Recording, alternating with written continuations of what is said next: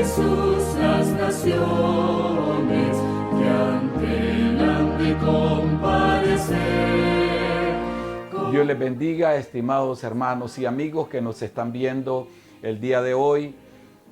Deseamos para ustedes las máximas bendiciones.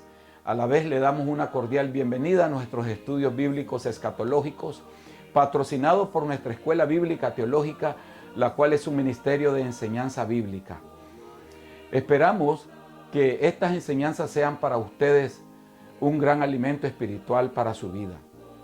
Así es que quédense con nosotros hasta el final y démosle seguimiento a estas maravillosas enseñanzas. El tema que estamos tocando es el nuevo orden mundial y lo estamos viendo en tres etapas. El orden mundial antiguo, el orden mundial contemporáneo y actual y el orden mundial futuro o del anticristo. Así es que esperamos que lo disfruten. Que Dios me les bendiga. Problemas económicos y hace que surja un líder mundial en Europa. Ese líder mundial es Hitler, Adolfo Hitler. Prácticamente los Estados Unidos engendró a Adolfo Hitler con su economía, con su mal manejo de la economía. ¿Por qué? Porque Estados Unidos le prestaba a Europa, le prestaba mucho dinero.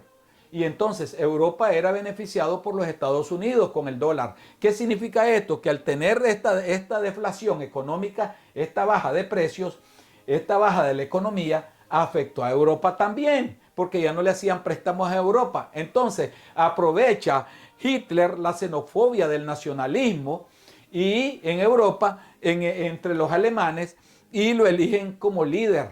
Entonces se elige líder y él promete progreso y paz, estabilidad, unidad, solución del hambre, etcétera, etcétera, trayendo nuevas promesas.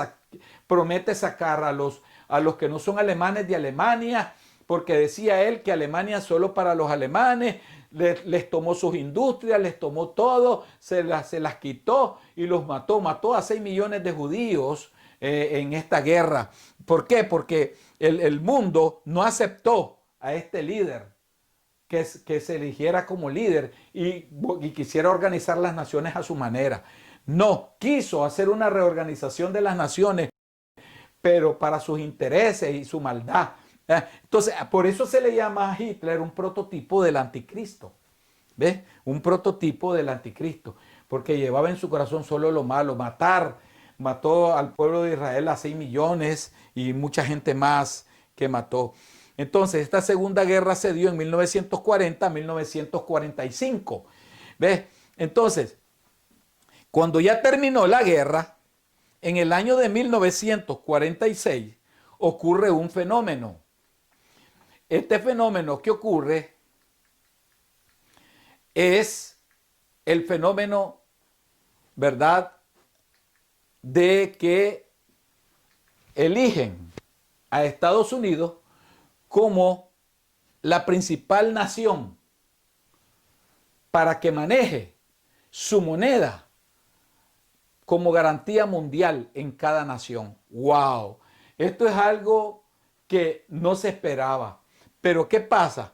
Bajo una influencia fuerte por parte de los Estados Unidos, la mayor potencia mundial de esta época, después de la Segunda Guerra Mundial, ya establecida previo a estos acuerdos, tienen lugar en julio de 1944 en un hotel que se llama Bretton Woods, bajo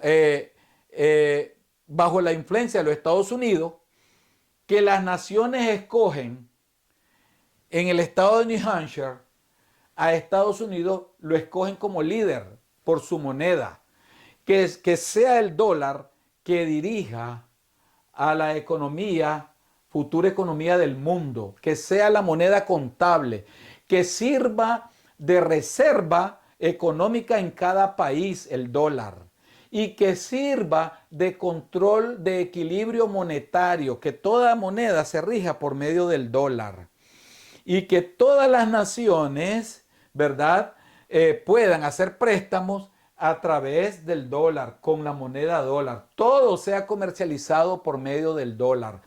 Indudablemente que Estados Unidos soporta toda su garantía en oro. Todo tenía que ser garantizado en oro. Cada país en ese entonces tenía que garantizar su moneda, tenía que tener respaldo en oro para que le dieran dólares. ¿Ya? Entonces, Estados Unidos, pues indudablemente abarcó todo ese oro. Pues, ¿por qué? Porque él daba moneda, daba papel y a él le pagaban oro. Entonces, o con bienes. Entonces, prácticamente Estados Unidos se volvió más rico y fue una gran potencia por eso, ¿verdad? Una potencia económica gigante. Entonces, una vez que pasó lo del oro, pasa el oro ya en 1971 durante la presidencia de Richard Nixon, se rompe con dicha relación, por lo cual el dólar ya no se respalda en oro, sino exclusivamente en la confianza que le otorga la sociedad, consolidándose a partir de ahí su carácter pleno como moneda fiduciaria. Ya, sin perjuicio de ello, continuo su presencia hegemónica en las finanzas globales. ¿Qué significa? Que su moneda tiene un valor fuerte, sobre ella se va siempre a respaldar por Estados Unidos, que le da el poderío a la moneda. Entonces, cada país va a tener sus reservas en dólares ahora, y así está ahora. Cada nación tiene sus reservas en dólares. Y entonces, y así se rige el mundo. Realmente es algo maravilloso cómo la historia registra todo esto. ¿Por qué razón el Señor decidió en la historia escoger a Estados Unidos como la nación poderosa? Entonces, como símbolo de todo esto, aparece en el billete de $1, aparece una pirámide con un ojo en un círculo, que significa que este ojo todo lo controla, todo lo ve por medio de la economía, todo lo controla. Entonces, Estados Unidos controla la economía mundial, todo se rige por el dólar, es el imperio, la economía, lo militar, lo comercial, lo tecnológico, lo social, todo pasa por la economía del dólar. Sin el dólar no funciona una nación. Entonces, prácticamente el nuevo orden mundial que aparece ahora en la actualidad está dirigido por el dólar. Claro, indudablemente, ¿verdad? Que vamos a ver qué pasó. Para el año de 1950 se da lo que se llama la segunda globalización mundial. Este proceso originado en la civilización occidental, ¿verdad? Y que se ha expandido alrededor del mundo en las últimas décadas de la edad contemporánea. O sea, la segunda mitad del siglo XX. Recibe su mayor impulso con el fin de la Guerra Fría. ¿Qué es el fin de la Guerra Fría? El fin de la Guerra Fría es el fin de la guerra de espionaje, el espionaje bélico, inteligente, la inteligencia militar entre una nación y otra, entre potencias. Entonces, ¿y qué era la Guerra Fría? Espiar a los países del bloque socialista, su expansión al mundo, cómo evitarla, su industria y su industria militar, ¿verdad? Y todo lo demás para evitar de que no se expanda el mundo, su doctrina, y entonces ocurre lo que se llama la Guerra Fría.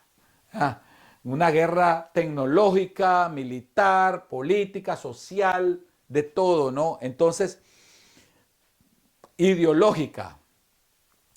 Entonces, y continúa ahora en el siglo XXI, que es el que estamos viviendo. Se caracteriza la economía por la integración de las economías locales en economía de mercado mundial. ¿Qué quiere decir? Que la economía local de un país pasa a tener relación con la economía ahora de los Estados Unidos, del Canadá, de Francia, de España, de Inglaterra y de todas las demás naciones. Entonces, pasa de economía local a economía internacional, global, ¿verdad? Y además de eso, los movimientos de capitales se configuran a escala planetaria. Nueva economía, ¿verdad? cobrando más importancia en el rol de las empresas multinacionales. Qué interesante, ¿no? Cómo el nuevo orden mundial acomoda toda una situación en pro de la nación más poderosa, que es Estados Unidos, que es la que dirige este orden. Y la libre circulación de capitales, ¿verdad? Junto con la implantación definitiva de la sociedad de consumo. A eso le llamamos capitalismo, el nuevo orden mundial del capitalismo. ¿Ves? En donde se le da el libre mercado a las empresas que circulen.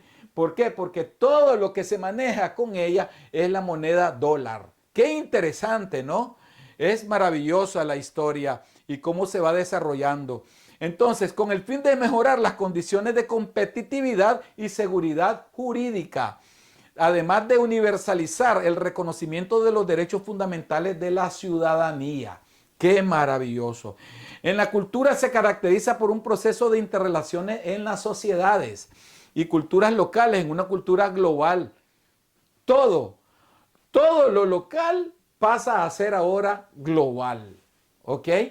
¿Por qué? Porque lo global va a pasar por ese nuevo orden mundial. Ese es el nuevo orden mundial, el nuevo orden mundial. En lo tecnológico, la globalización depende de los avances de la conectividad humana, transporte y telecomunicaciones, facilitando la libre circulación de personas y la masificación del TIC y el Internet. ¿Qué quiere decir esto? Que ahora el Internet da facilidad para las relaciones comerciales internacionales, mundiales, globales y todo lo que nosotros podamos ver acá. Miren, todo esto, el Internet nos trae a colación. En el plano ideológico, los credos y valores colectivistas y tradicionalistas causan desinterés generalizado y van perdiendo terreno ante el individualismo y el cosmopolismo de la sociedad abierta. ¿Qué quiere decir? Que se va perdiendo la fe, se va perdiendo la confianza en nuestro Señor Jesucristo. ¿Por qué? Porque se viene lo que se llama el individualismo, la adoración al yo personal. Se antepone primero el yo y lo demás, lo espiritual, ya se vuelve utópico para las sociedades, se vuelve una utopía. No lo ven como la realidad, cuando en realidad toda esta historia se teje porque Dios mismo así la fabricó, así la tejió, porque Dios es el que teje esta historia y los hombres no quieren reconocerla. No quieren reconocerla porque están envanecidos en su dinero, en sus capitales. Las naciones del mundo. Dice, los medios de comunicación clásicos, en especial la prensa escrita, pierde su influencia social. Porque la prensa se ha considerado como el cuarto poder, pero ahora se considera un quinto poder. Y ese quinto poder es el Internet a través de la página web, donde se informa todo al instante y de todo se da cuenta uno al momento, toda noticia. Entonces, ya no es ahora la prensa ese poder único. Ahora fue derrumbado por el quinto poder, que es el Internet por medio de las páginas web, donde se dan a conocer las noticias al instante. Qué cosa más tremenda, ¿verdad? Cómo se viene tejiendo esta maravillosa historia. ¿Y esto qué significa? Siguiendo con la historia, significa que para ese entonces se dio el Plan Marshall. Ese Plan Marshall consistía en otorgar créditos a los países que fueron afectados para que lograran su recuperación económica en la guerra. Para financiar el plan era opción principal el extraer recursos de Alemania para ayudar a la reconstrucción. Se quería evitar que Alemania recuperara su capacidad económica. Esto significa de que Estados Unidos puso en marcha un plan para que le llamó el Plan Marshall para sacar adelante a las naciones europeas y que lo eligieran a él como el líder mundial en ese momento, ¿verdad? El mundo se dividió en tres partes. El primer mundo, el capitalista; el segundo mundo, el socialista; y el tercer mundo, el resto de los países. Así se dividió el mundo. Nosotros sabemos que después vino la disolución de la Unión Soviética, la caída del bloque soviético, y eso ocurrió el 11 de marzo de 1990, y el 25 de diciembre de 1931 se dio con el Tratado de Belavesa, en ruso, ¿verdad? Bielorrusia. se dio un acuerdo en Bielorrusia, Ucrania, fue un acuerdo internacional firmado el 8 de diciembre de 1991 por los presidentes de la Asociación de las Repúblicas Federadas Rusas y el presidente Boris Yeltsin, Leonid Kravchuk y Stanislav Shukashvili.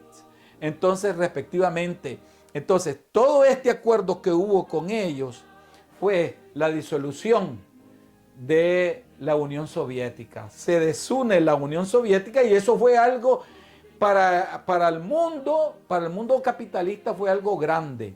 ¿Por qué? Porque ya prácticamente aquí se le puso fin a la Guerra Fría, fin a muchas cosas y estos países se volvieron independientes, capitalistas ahora, comercian su dinero, sus economías con el mundo, la relación libre de mercado, que es el capitalismo.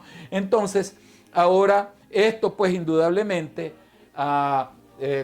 prácticamente la caída del bloque soviético fue por su economía, la pobreza y las protestas sociales que canalizaron a través del nacionalismo. Cayó. Mientras ellos